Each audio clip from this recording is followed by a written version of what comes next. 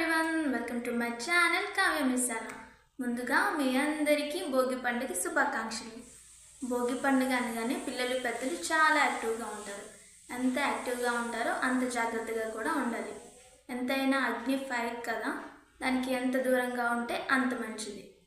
అలా అని భోగిని సెలబ్రేట్ చేసుకోకూడదని చెప్పట్లేదు. ఇది మన సంప్రదాయాన్ని పక్కన పెట్టకూడదు, తప్పకుండా సెలబ్రేట్ చేసుకోవాలి.